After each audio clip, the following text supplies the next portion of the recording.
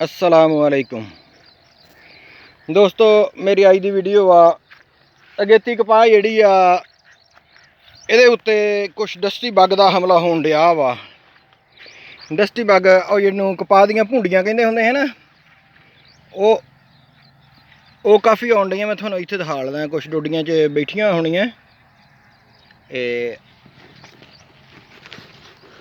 8 चल गई आ देखो, एक काफ़ी भुंडियां आईयां वा इस तरह। तो ये वास्ते कोई हल्की फुल्की स्प्रे कर दे तो फिर जी कपाह दियां डोडियां वो नहीं होंदियां। ते एक थ्रिप्स भी आई आ शायद थोनों दिसे कि ना दिसे।